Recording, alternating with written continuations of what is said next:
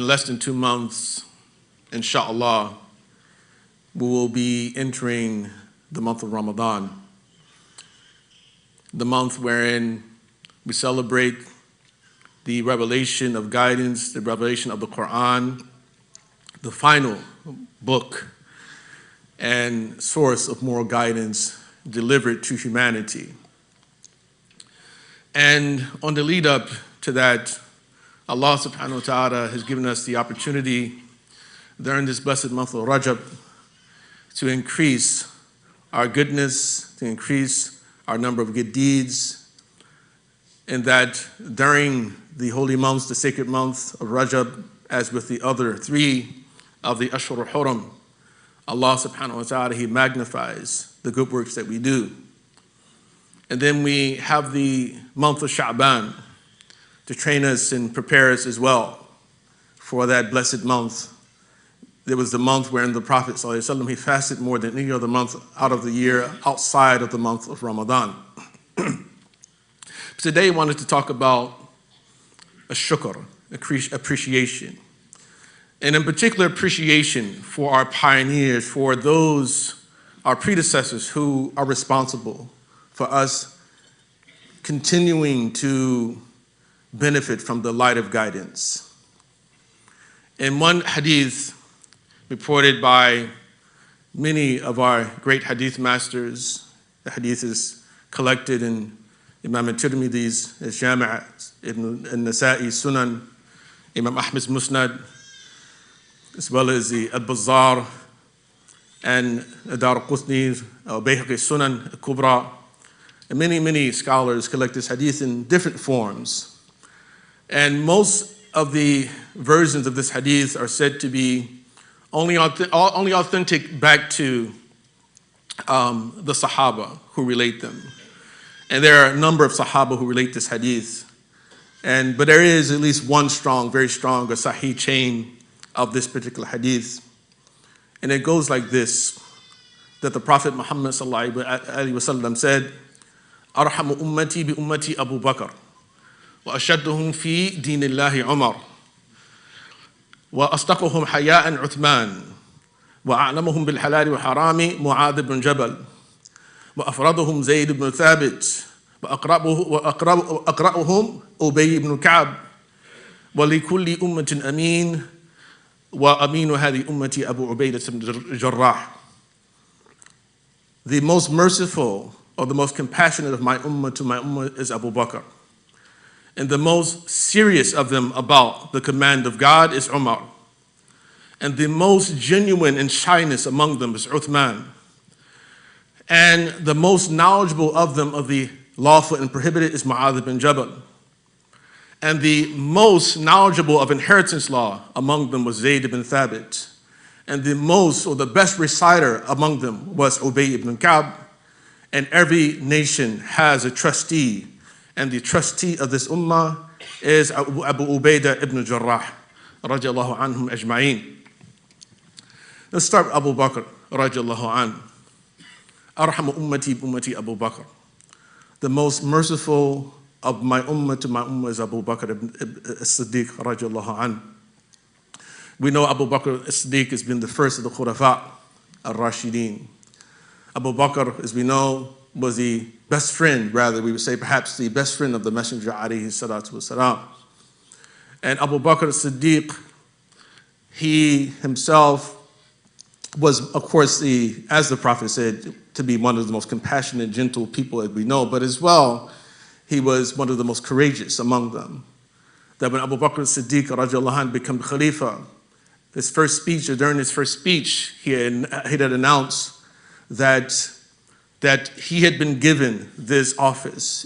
Inni wulitu alaykum wa lastu bi khayrikum. I have been given this office, given this authority over you, but I am not the best among you.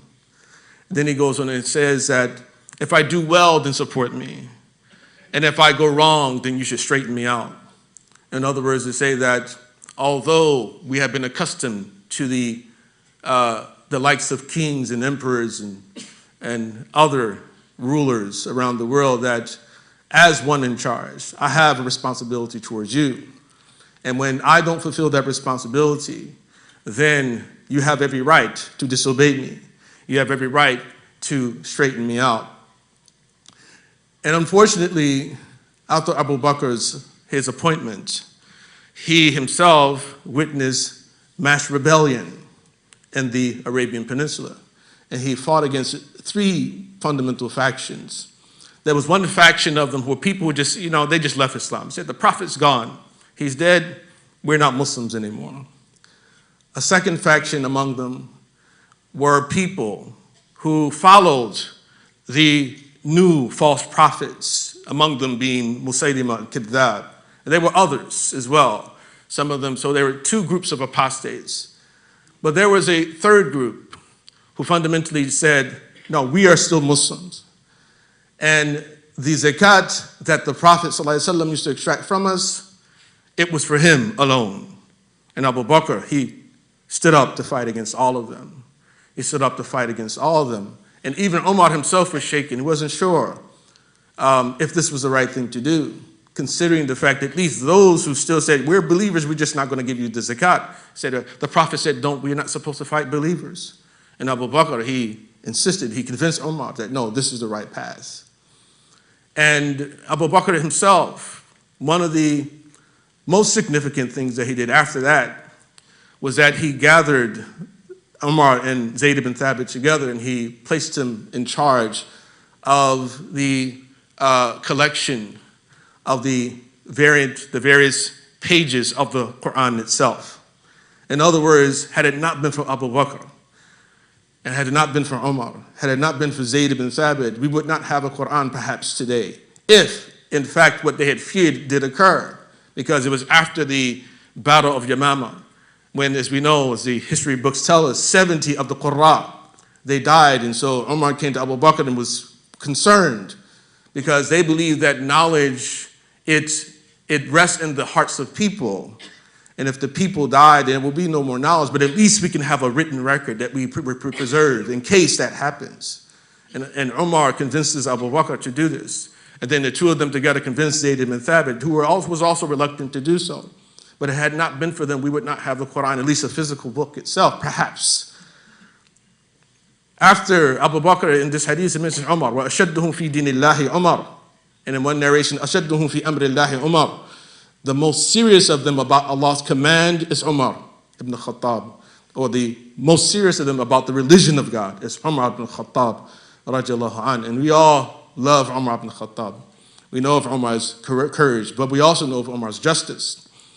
We also know of Umar's his ingenuity, his intelligence, and the fact that he himself was highly useful and beneficial for the Ummah. He contributed great things for the Ummah during his reign, which is longer than that of Abu Bakr. Abu Bakr was only in charge for 2 years. Umar was 10 years, his khilafah. And so Umar ibn Khattab did many great things during his time. And I don't want to go too much in detail about the two of them because we know so much already about them.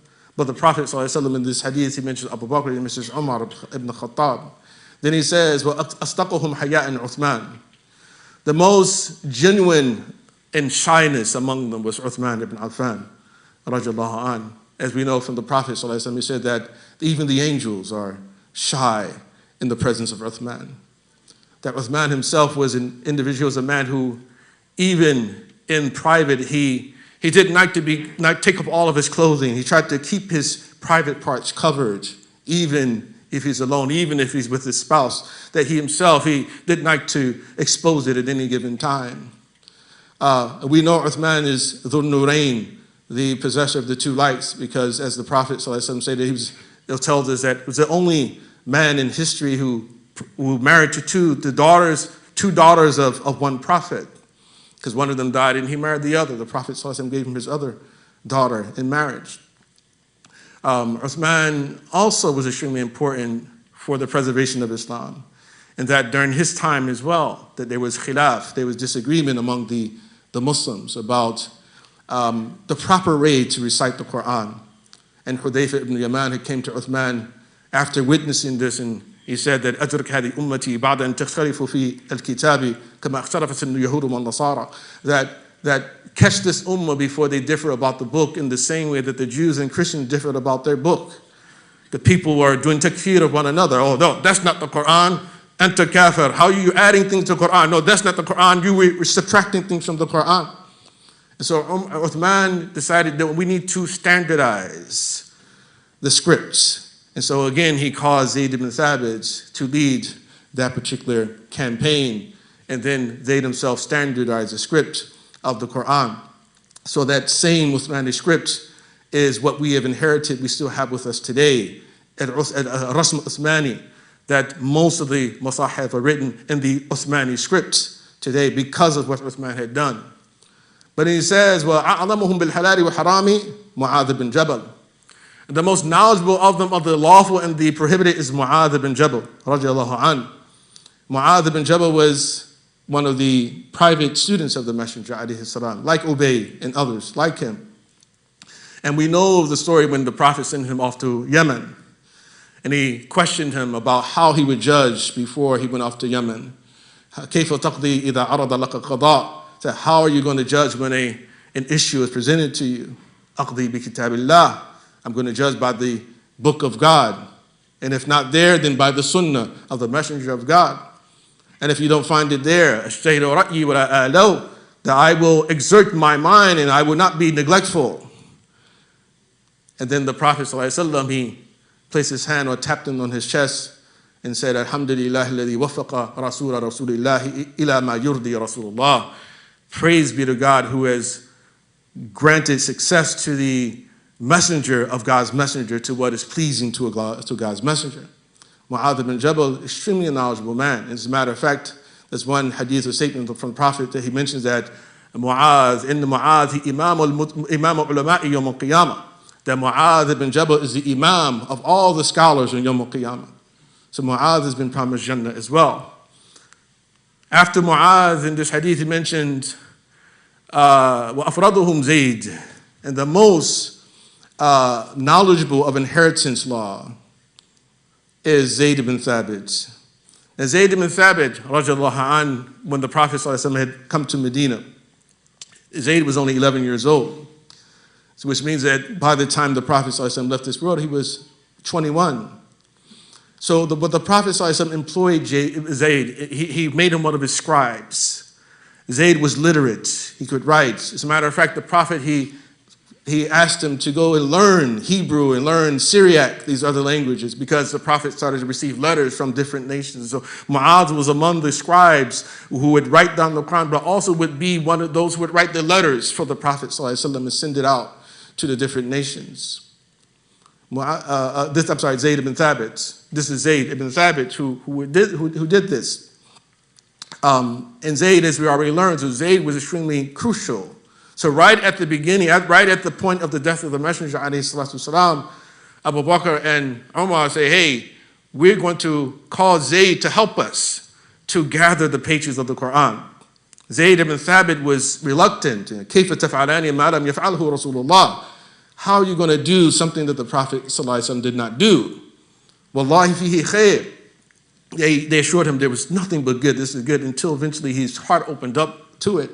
But Zayd was responsible. He was placed in charge alongside Umar ibn Khattab at that point. But then later on, when there was time to make copies of the original Mus'haf during the reign of Uthman, he called Zayd once again. Zayd, you are in charge of this campaign.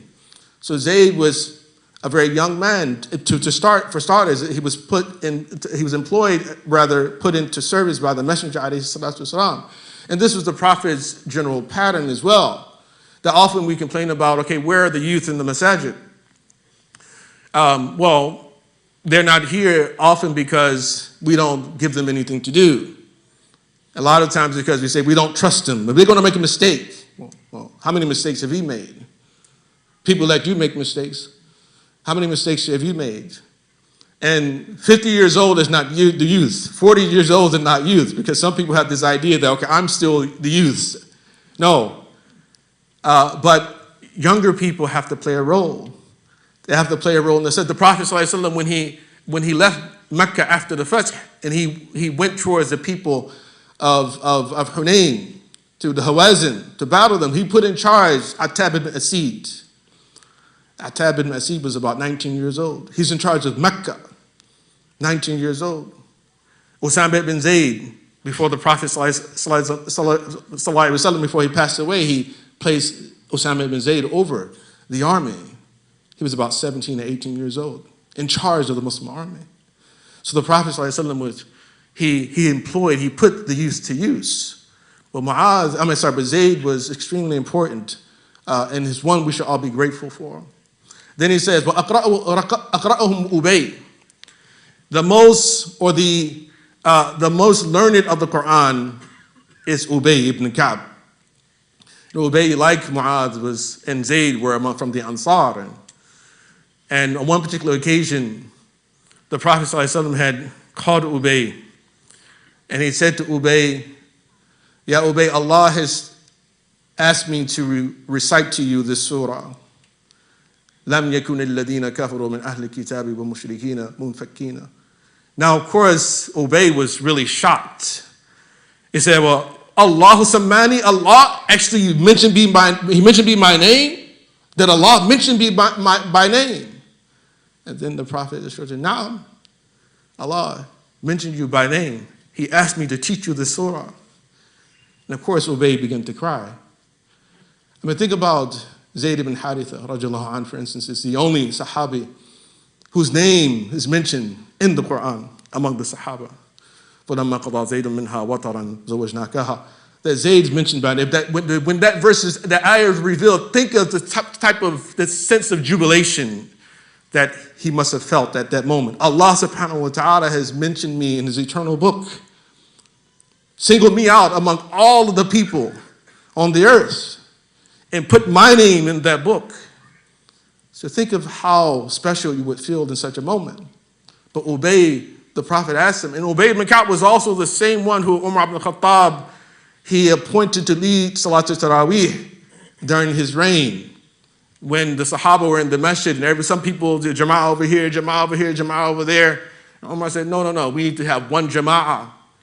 And then he appointed Ubay ibn Ka'b to lead that Jama'ah in 23 raka'ats, according to the Muwatta Imam Malik, radiallahu anhu. But Ubay is extremely important. And then he says, وَلِكُلِّ أُمَّةٍ أَمِينٌ وَأَمِينُ هَذِهِ أُمَّتِي أَبُو عُبَيدَةَ بْنُ الْجَرَّاحِ. Every nation has a trustee, and the trustee of this ummah, of this nation, is Abu Ubaidah ibn al-Jarrah. Abu Ubaidah's name is Amr ibn Abdullah ibn al-Jarrah. He's often, of course, attributed to his grandfather, al-Jarrah, but his father's name was Abdullah. Abu Ubaidah ibn al-Jarrah is known for many things, but in particular, during the Battle of Uhud, we know of him for his vigilance in the defense of the Messenger, alayhi salatu wasalam. That when the Prophet ﷺ told the Sahaba not to leave this hill, he was among the few who did not leave that hill. And he stayed and waited, and he suspected that the mushrikeen, they were not fleeing from the battlefield, that they weren't leaving the battle. He suspected that something else was at afoot, and he kept his eye on the Prophet sallallahu alaihi wasallam, watching. And every time he felt someone's getting close to the Prophet, even if he's fighting someone and he suspected, turned where he ran to the Prophet alayhi salatu wasalam, until we know what happened, and the Prophet is hit on his helmet, and that helmet, it bears down into his face, and two of the rings from that helmet, they get stuck into his face. And Abu Ubaidah, he asked Abu Bakr, Ya Abu Bakr, let me help the messenger. And Abu Bakr let him go, and so he came to the messenger, the Prophet, because he couldn't get the rings out of his face. Abu Ubaidah took his face, his blessed face, and he bit into the ring and pulled it out of the Prophet's face, his cheek. And when it came out, his tooth came out along with it. And then there was another one, so okay, I'll use the other, I'll bite the other one out as well. And when he bit out the other ring, his other tooth came out. Say, with a snaggle tooth from that day. And the Sahaba would say that despite the loss of his teeth, there was something that made him look even more handsome because of it. That they had never seen a snaggle-toothed person who looked so handsome as Abu Ubaidah ibn Jarrah. He is also related in his seerah that he unfortunately had to kill his own father Even though Al-Waqidi, he challenges this and says, okay, it didn't happen, because in one of the battles, his father was trying to kill him, and he kept trying to get away from his father. He didn't want to kill his father. And they'll eventually, according to the majority, he ended up killing his father. And in that regard, Allah subhanahu wa ta'ala, he revealed the verse, according to many of the mufassirin, لا تجد قوما يؤمنون بالله واليوم الآخر يوادون من حاد الله ورسوله ولو كانوا آباءهم أو أبناءهم أو إخوانهم أو عشيرتهم. That you would not find a people who truly believe in Allah and His Messenger showing love towards those who openly oppose Allah and His Messenger, even if they happen to be their fathers or their sons or their tribes, their brothers or members of their tribe. أولئك كتب في قلوبهم الإيمان وأيدهم بروح منه. Those are the ones we have prescribed, we have written faith upon their hearts, and we have supported them with a spirit from ourselves. Abu Ubaidah is mentioned in this hadith at the end, and so the Prophet ﷺ calls it Aminu Hadi Ummah. They should call him Al-Qarawiyyin Amin. We ask Allah subhanahu wa ta'ala to increase our gratitude for such people and to grant us the wisdom and their commitment to continue to believe and practice and spread His deen, inshallah. أقول قولي هذا وأستغفر الله لي ولكم ولسائر المسلمين والمسلمات.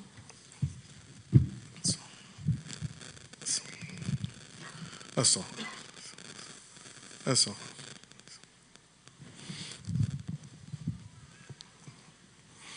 الحمد لله رب العالمين وصلى الله وسلم وبارك على سيدنا محمد خير الأولين والآخرين وعلى آله وصحبه أجمعين. In one version of this hadith, it adds أقضاهم Ali. The most judicious among them is Ali ibn Abi Talib. In other words, the one who is best at judging the affairs of people, is Ali ibn Abi Talib. And one version of the hadith even mentions, وَأَفْضَلُهُمْ Ali, and the best of them is Ali ibn Abi Talib, radiallahu anhu. Of course, this is despite the fact that the majority of the Sunnis are of the view that the best of the ummah after the death of the Messenger, alayhi salatu wasalam, or after the Messenger, alayhi salatu wasalam, is Abu Bakr, followed by Umar, followed by Uthman, and then Ali. And historically, the people of Kufa have always placed Ali before Uthman. And of course, we know the Shia say the best of them is Ali.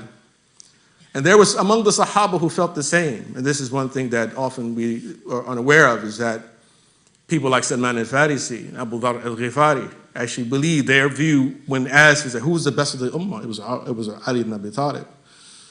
Ali ibn Abi Talib, radiallahu anhu, he never worshipped an idol. He was one who grew up in Islam, and he learned so much from the Messenger. We know that Ali ibn Abi Talib was very courageous when the Prophet ﷺ left him in his bed when he went on the hijrah. And Ali exposed himself to death in that particular moment. But the fundamental point is this, is that as we move closer to the month of Ramadan, and we reflect upon what the month of Ramadan means, or at least is supposed to mean to us, that we should be grateful for the sacrifices of people in the past, people who did not enjoy the luxuries that we have and enjoy today, people who lived in the desert, people who didn't have air-conditioned homes, people who lived in tents, people who struggled to find their daily bread, but their hearts were illuminated by the light that came in the form of the Messenger, alayhi salatu wasalam. The dhikr that Allah subhanahu wa ta'ala mentioned in the Quran. So, dhikr is a reminder, is one of the names of the Quran itself, and Allah says, "Inna nahnu nazzalna dhikra wa inna lahu lahafidhun," that we have revealed the reminder and we are also preserving it. But He also says, "Qad anzala Allahu ilaykum dhikra," and Allah has sent down to you a reminder. رَسُولًا يَتْلُو عَلَيْكُمْ آيَاتِ اللَّهِ مُبَيِّنَاتٍ لِيُخْرِجَ الَّذِينَ آمَنُوا وَعَمِلُوا الصَّالِحَاتِ مِنَ الظُّلُمَاتِ إِلَى النُّورِ. Allah has sent down a reminder, a messenger, who recites to you his signs in order to bring you out of darkness into the light. We ask Allah subhanahu wa ta'ala to continue to bring us out of darkness into his light, inshallah. And we also ask him to grant us life from this time until the month of Ramadan. Allahumma habib ilayna